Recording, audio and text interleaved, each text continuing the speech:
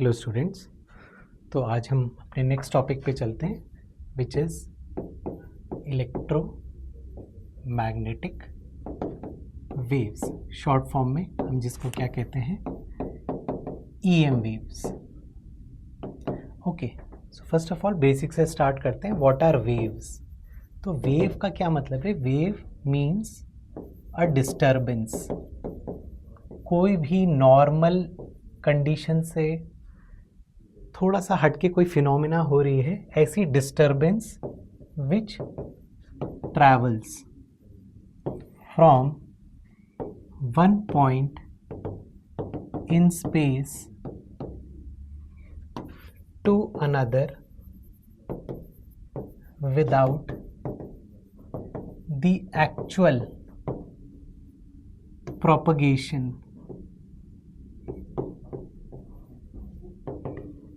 of medium particles।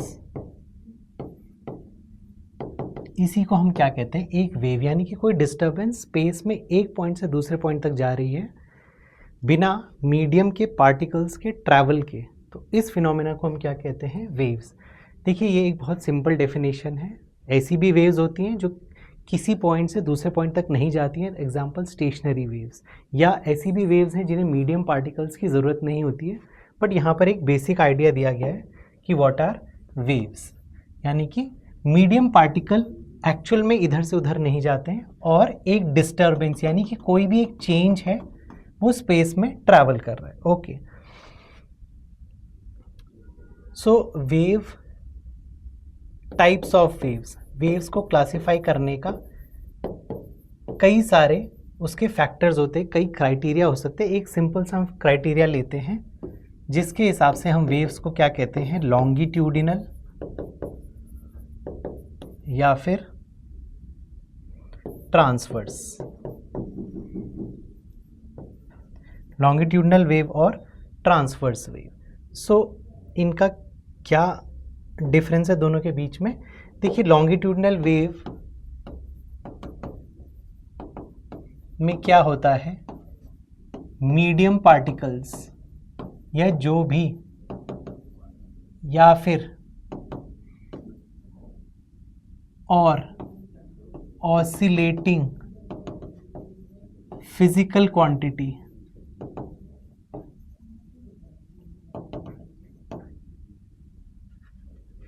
moves along direction of travel of wave। Example sound. Sound में जो medium particles हैं वो wave जिस direction में जाती है उसी के डायरेक्शन में वाइब्रेट करते हैं। ट्रांसवर्स वेव में क्या होता है? ट्रांसवर्स वेव का टिपिकल डायग्राम हम लेते हैं। क्यों? क्योंकि इसका एग्जाम्पल है ईएम वेव। तो एक डायग्राम लेते हैं जिससे हम इसको समझते हैं। एक ट्रांसवर्स वेव का टिपिकल डायग्राम ऐसा है। और भी शेप हो सकते हैं लेकिन फिलहाल हम सबसे सिंपल लेते हैं। तो यहाँ पर है आपकी oscillating quantity which can be example electric field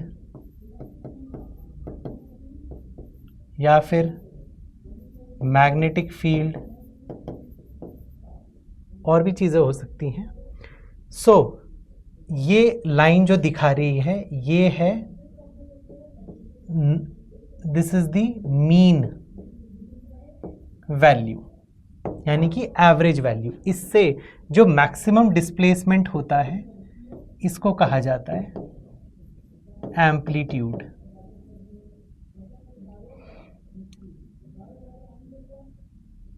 एक ऑसिलेशन में वेव जो डिस्टेंस ट्रैवल करती है उसको कहा जाता है वेवलेंथ। ठीक है, तो एम्पलीट्यूड क्या होता है? It is the maximum distance of oscillating particle और क्वांटिटी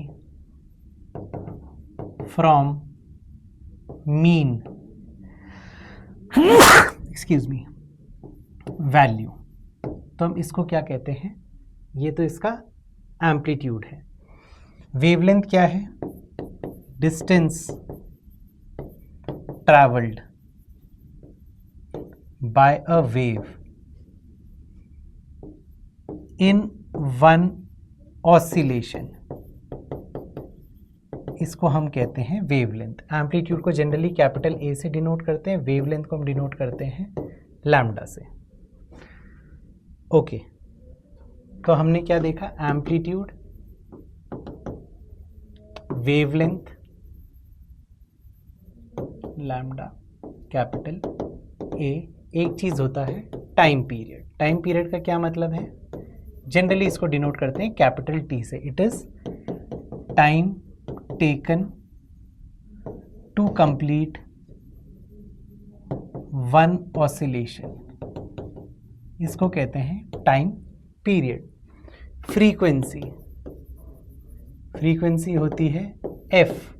एफ और टी में क्या रिलेशन है, एफ इज इक्वल टू 1/टाइम। और फ्रीक्वेंसी का क्या मतलब है, number of oscillations in 1 second.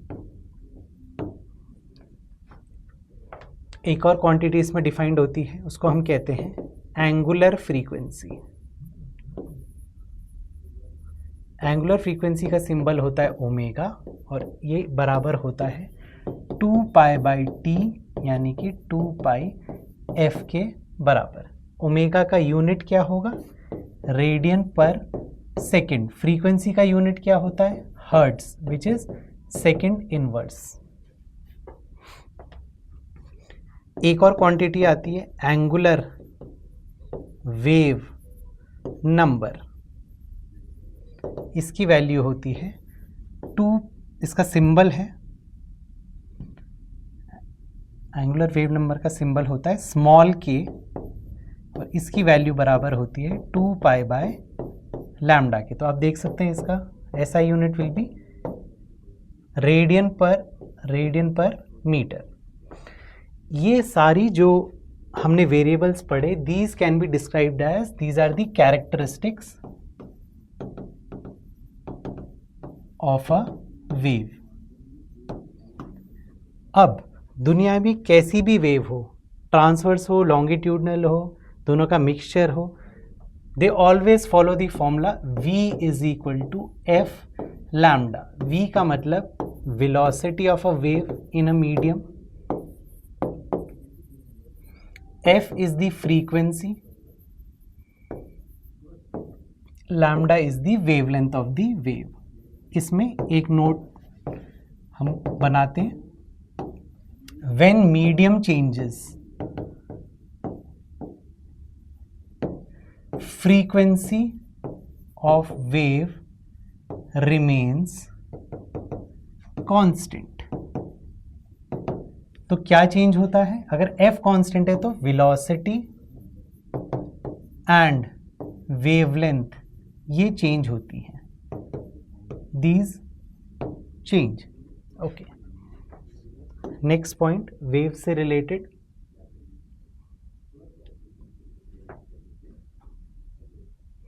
Okay let's come to EM wave, electromagnetic wave. तो इलेक्ट्रोमैग्नेटिक वेव प्रोड्यूस कैसे होती है, first of all these are produced by accelerating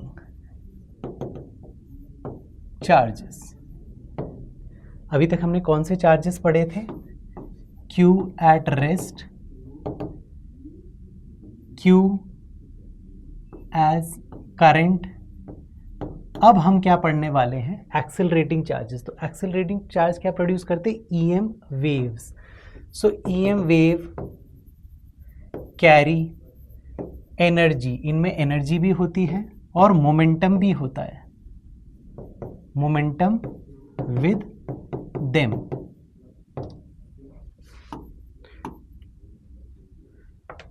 EM wave are transverse in nature, therefore they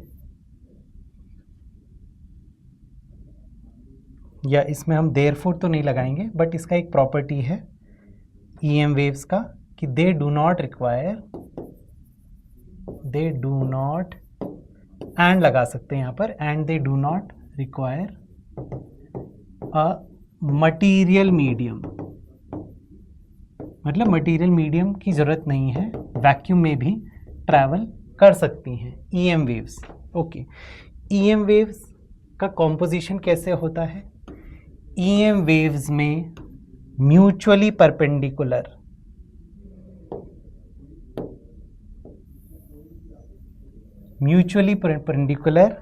electric field and magnetic field होते हैं। For example, late से ये Z axis है, this is Y axis, this is X axis. तो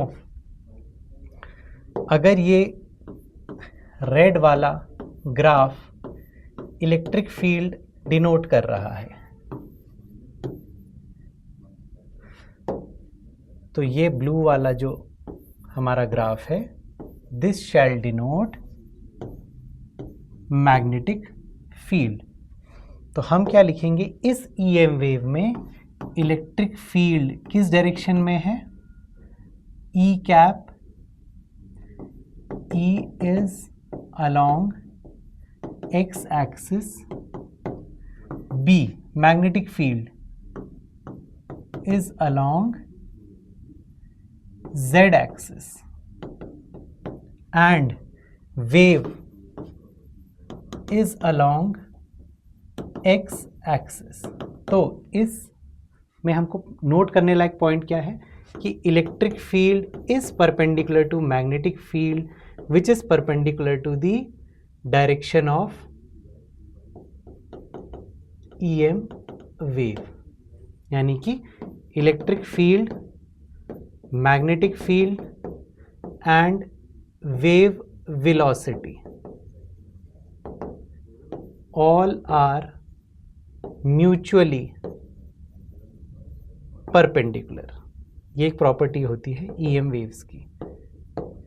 इसके detail में भी जाया जा सकता है, but there is no point. ये है वेलोसिटी वेक्टर। ओके, तो EM वेव्स की एक क्या प्रॉपर्टी होती है? इलेक्ट्रिक फील्ड, मैग्नेटिक फील्ड और वेव वेलोसिटी तीनों एक दूसरे के म्यूचुअली परपेंडिकुलर। तो आप देख सकते हैं इलेक्ट्रिक फील्ड का डायरेक्शन क्या है? J कैप, मैग्नेटिक फील्ड का डायरेक्शन क्या है? K कैप, और वेव जिस डायरेक्शन में मूव कर रही है that is I cap. Wave की डायरेक्शन को let us draw with a diagram. ये है direction of EM wave. Okay, इसमें कुछ रिलेशंस हमको पता होना चाहिए। Electric field is equal to speed of light into magnetic field. This is always true for EM waves। हमने देखा था EM waves क्या है? EM wave comprise of mutually perpendicular electric field and magnetic field। तो electric field और magnetic field के बीच में क्या रिलेशन है? E is equal to CB। इससे हमको देख के पता लग रहा है कि इलेक्ट्रिक फील्ड मैग्नीट्यूड वाइज हमेशा B से बहुत ज़्यादा बड़ी होगी। एक जनरल इक्वेशन भी लिख लेते हैं वेव की। वेव की एक जनरल इक्वेशन इस तरीके से लिखी जा सकती है, E not sine omega T minus KX। अगर ये इक्वेशन दिया है तो इससे हमको पता लगेगा maximum value of electric field is E not, direction of electric field is I cap. वो कहाँ से पता लगा हमको? डायरेक्शन हमको पता लगा यहाँ से। इसने हमको बताया direction of electric field. Amplitude कहाँ से पता लगा? इसने बताया हमको amplitude.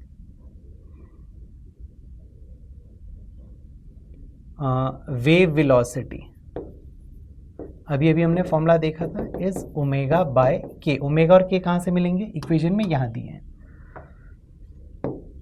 What is the direction of wave? अच्छा, यहाँ I कैप नहीं है, यहाँ हम लिखेंगे J cap. This is given as J cap. Small correction, direction दिया हुआ है J cap. Direction of wave is I cap. ये कैसे पता लगा? अगर वेव के अंदर के जो ये ब्रैकेट है साइन के साथ, इसमें आपको कहीं पे भी x, y या z मिल रहा है तो इसका मतलब that is the direction of wave. तो यहाँ पर आपको क्या दिख रहा है? Omega T minus K X. एक इसमें नोट लिखना है, नोट, अगर sign of omega T and K X is same तो इसका मतलब है डायरेक्शन क्या होगा? Negative X axis. और अगर omega T and K X have different directions, इसका मतलब क्या है? Sorry, they have different signs. इनके अगर साइंस डिफरेंट हैं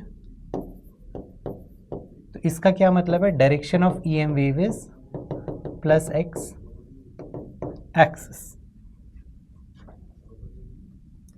next point related to E M waves, E B velocity of wave, ये म्यूचुअली परपेंडिकुलर हैं। और एक बात आपको याद रखनी है, E cross B, E cap cross B graph, ये इनके डायरेक्शन है।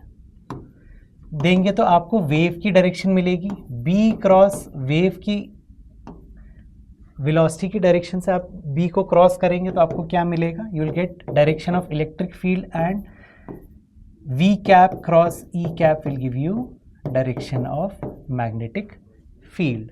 तो ये एक रिलेशन है जो आपको पता होना चाहिए। ओके, अब ईएम वेव्स के साथ 4 इक्वेशंस होती हैं जिन्हें हम क्या कहते हैं? Maxwell's equations. ये 4 इक्वेशन आपको पता होनी चाहिए। सबसे पहले है आपका E dot D S is Q in by epsilon naught. ये बेसिकली क्या है? आपका Gauss law for electric charges. Next equation है B dot D S is 0। इसको हम कह सकते हैं this is Gauss law for magnetism. Next E dot D L is minus D phi by D T. ये हमने पिछले चैप्टर्स में पढ़ा था। बेसिकली फैराडेज लॉ है। फैराडेज लॉ क्या कहता था? EMF is equal to minus D phi by D T. उसी को लिखने का ये तरीका है। Electric E dot D L is EMF, उसी को हमने इस तरीके से लिखा। और एक चौथी equation B dot D l, if you remember, ये हमने पिछले चैप्टर्स में देखा था। Integral B dot D L is mu naught I, और हमने क्या बोला था? Ampere circuital law. अब ईएम वेव्स में इसको थोड़ा सा मॉडिफाई करते हैं और लिखेंगे plus epsilon naught D phi E by D t. इसको कहते हैं मॉडिफाइड एम्पियर्स सर्किटल लॉ, या फिर इसको कई बार एम्पियर मैक्सवेल इक्वेशन भी कह देते हैं। ये जो क्वांटिटी है epsilon naught D phi E by D T, इसका एक नाम है। इसको हम क्या कहते हैं? Displacement current. ये जो आईडी है इसको हम क्या कहते हैं? Displacement current. इसकी डायमेंशंस, इसके यूनिट एग्जैक्टली होगा लाइक दी नॉर्मल जो कंडक्शन करंट हमने पढ़ा है, बिल्कुल उसकी तरह इसके डायमेंशन होंगे। तो आगे अगर कहीं आपसे पूछा जाए तो फ्लो ऑफ चार्जेस से जो करंट प्रोड्यूस होता है उसको हम क्या कहते हैं? Conduction current. और चेंजिंग इलेक्ट्रिक फील्ड एक क्वांटिटी प्रोड्यूस करता है, that is known as, this is due to, इसको क्या कहा अभी अभी हमने? इसको कहा जाता है डिस्प्लेसमेंट करंट।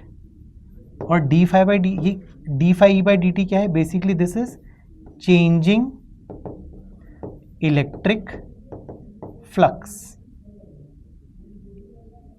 बेटर होगा चेंजिंग इलेक्ट्रिक फील्ड लिखना चाहिए। ओके, सो ये कुछ फैक्ट्स हैं जो हमको पता होना चाहिए ऑब्जेक्टिव में, अगर ये दे दिए जाएं तो करेक्ट ऑप्शन हम लोग को आना चाहिए। इसके बाद एक बहुत पॉपुलर जो क्वेश्चन बनता है that is from the electromagnetic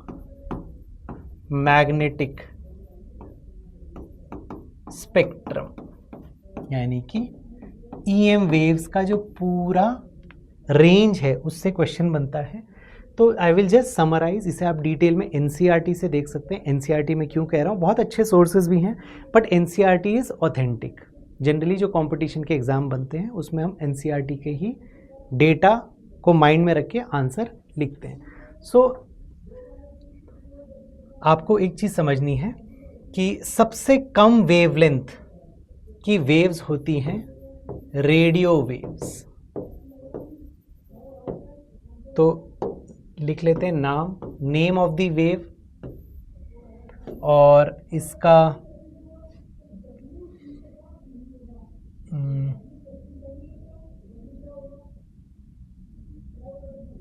इसके यूजेस, आई थिंक यूजेस हम देख सकते हैं, यूजेस या application.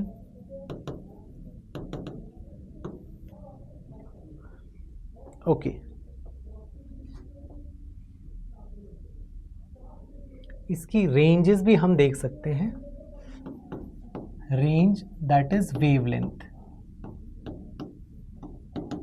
Range of wavelength. Frequency पे भी आ सकता है, कोई भी आप एक फ्रीक्वेंसी याद कर सकते हैं, एक रेंज याद कर सकते हैं। तो सबसे पहले रेडियो वेव्स आपको समझ के आना है कि radio waves are the, they have the largest wavelength. सबसे ज़्यादा वेवलेंथ रेडियो वेव्स की होती है। तो कुछ पॉइंट्स याद रखने हैं, larger lambda means lesser energy, okay. जिसका ज़्यादा वेवलेंथ है उसकी एनर्जी कम होगी। इसके यूज़ कहाँ आते हैं, हमारे आपके telecommunication is the most common use. कई यूजेस आ सकते हैं लेकिन let's talk about the most common use. आप डिटेल में you can see it from the books. Radio waves के बाद नेक्स्ट सेट ऑफ वेव्स आता है माइक्रोवेव्स। बहुत ही कॉमन शब्द है, आप सब लोग ने सुना है। It is used in ovens, it is also used in radars and aircraft navigation. ये मैं इसलिए बता रहा हूँ, रेडार में गलती से आप रेडियो वेव्स मत करिएगा। Radio waves is only use for telecommunication, ना कि रेडार्स में। और साथ ही साथ एयरक्राफ्ट को नेविगेट करने के लिए हम रेडियो वेव्स का यूज़ नहीं करते, माइक्रोवेव्स। इससे और अच्छा, इसका वेवलेंथ किस रेंज में था आपका रेडियो वेव्स का, it is greater than 0.1 metre. ये थोड़ा सा आपको याद करना होगा, इसका वेवलेंथ है ग्रेटर दैन 0.1 मीटर। माइक्रोवेव्स का रेंज हो जाएगा आपका 0.1 मीटर, दैट इज 10 सेंटीमीटर से 1 mm तक। नेक्स्ट आपका आता है, और वेवलेंथ अगर हम बढ़ाएंगे, we come in the range of infrared waves. So infrared, अभी यहाँ से हम जैसे जैसे जा रहे हैं wavelength is decreasing. I am sorry अगर मैंने वेवलेंथ इंक्रीज बोला हो।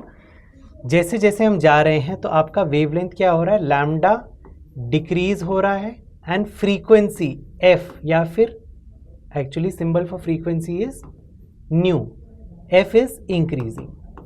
ओके, तो इंफ्रारेड रेज में आप देख रहे हैं यहाँ से वेवलेंथ कम होता जा रहा है। इंफ्रारेड रेज, एक बहुत ही कॉमन क्वेश्चन पूछा जाता है रिमोट्स में। रिमोट्स में वी यूज़ इंफ्रारेड वेव्स। बाकी आपके नाइट विजन गॉगल्स वगैरह में we are using infrared waves. इसका अगर हम देखें range, so it will be from 1 mm to 700 nanometre. देखिए ये एक बहुत पॉपुलर फिगर है, ये तो हमको डेफिनेटली याद होना चाहिए। विजिबल रेंज, विजिबल रेंज का मतलब है वो वाली EM वेव्स जो हमको आँखों से दिखाई दे सकती है। ये सारी भी EM वेव्स हैं बट इसके हमारी आँखें केपेबल नहीं है इनको डिटेक्ट करने के लिए। सो विजिबल रेंज के यूजेस तो it's plenty, it enables us to see and everything. इसका रेंज है 700 नैनोमीटर से 400 नैनोमीटर। नेक्स्ट, और फ्रीक्वेंसी बढ़ाते जाएं या वेवलेंथ को कम करते जाएं तो हम आ जाते हैं अल्ट्रावायलेट रेंज में, यूवी, बेसिकली अल्ट्रावायलेट। तो अल्ट्रावायलेट रेंज में इसके क्या यूज हैं? It is generally use to purify. आप लोगों ने सुना होगा कोरोना टाइम्स में we use to get ultraviolet purifiers, purify of germs वगैरह को मारने के लिए हम अल्ट्रावायलेट वेव्स का यूज करते हैं। इट इज फ्रॉम 400 नैनोमीटर से और छोटा हमने वेवलेंथ कर दिया 1 नैनोमीटर। अब अल्ट्रावायलेट से और ऊपर जाएंगे तो आपको मिलती हैं एक्स रेज। अगर अगेन वेरी कॉमन नेम, इसके क्या यूजेस होते हैं?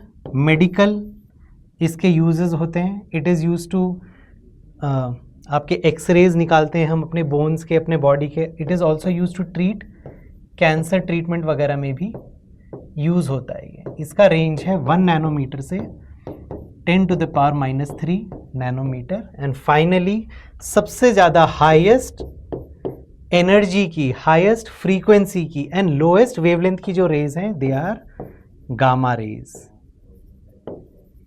तो गामा रेज का क्या यूज़ है? They are use for cancer treatment. And इसका रेंज क्या है? ये 10⁻³ नैनोमीटर से भी छोटा होता है इसका वेवलेंथ। सो ये एक टेबल है। अगर आप EM वेव्स के बारे में बहुत ज़्यादा नहीं याद कर सकते, ये बेसिक चीज़ें आप याद कर सकते हैं। Frequency you can convert it, आपको पता है V = F लैम्डा, तो फ्रीक्वेंसी हो जाएगा वेलोसिटी ऑफ EM वेव्स। सारी EM वेव्स की एक ही वेलोसिटी है 3 × 10⁸ मीटर पर सेकेंड, और नीचे डिवाइड कर देंगे वेवलेंथ से तो आपको फ्रीक्वेंसी की रेंज भी यहाँ मिल जाएगी। नीचे जाते हुए फ्रीक्वेंसी बढ़ती है when we move towards gamma rays and wavelength decrease होता है। तो ये हमने आज समरी देखा EM वेव्स का।